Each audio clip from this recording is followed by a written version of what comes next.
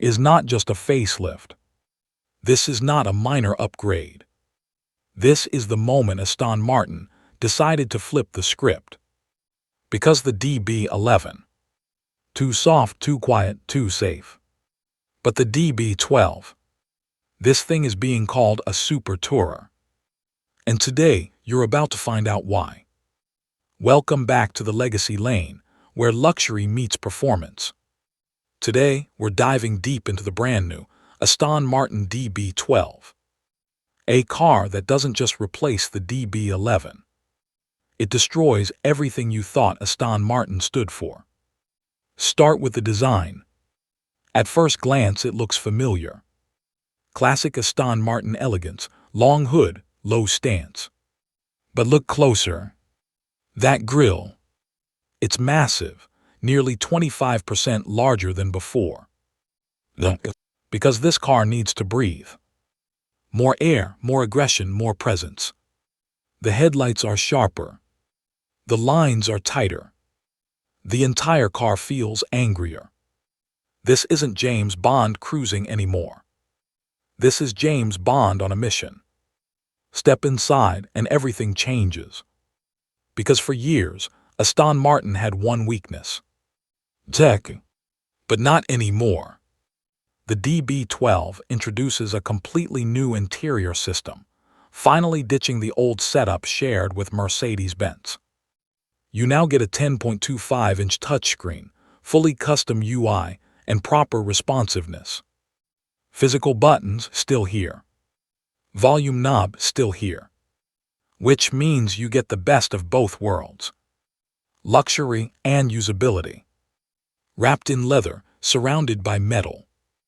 This is easily one of the best cabins Aston has ever made. Let's talk power. Because this is where things get serious. Under the hood sits a 4-liter twin-turbo V8, sourced from Mercedes-AMG. But don't get it twisted. Aston Martin has completely reworked it. We're talking 671 horsepower, 800 Nm of torque, 0 to 100 km/h, around 3.5 seconds. Top speed, 325 km/h. That's not just fast. That's supercar territory. And here's the crazy part. This car isn't trying to be a track monster like a Ferrari 296 GTB. It's built to dominate the road. Long distances, high speeds, pure comfort. With insane power on demand. But power means nothing without control. Aston Martin knew that. So they completely re-engineered the chassis. You now get a stiffer structure, new adaptive dampers, an electronic rear differential. Translation: this thing doesn't just go fast. It handles. Sharper turn-in, better grip, more confidence at high speed. It feels tighter, more connected. The first time in a DB car. Actually want to push it. Now here's the big claim. Aston Martin calls this a super tourer. Not a grand tourer. A super tourer. So what does that even mean? It means this car sits in a unique space. More aggressive than a Bentley Continental GT. More comfortable than a Ferrari Roma. And more refined than most high-performance machines. It's trying to be everything at once.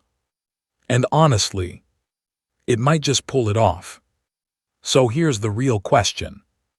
Is the Aston Martin DB12 the perfect balance between luxury and performance? Or is Aston Martin trying to be something it's not? Drop your thoughts in the comments.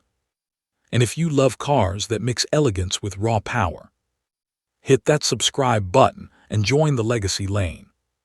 Because this is just the beginning.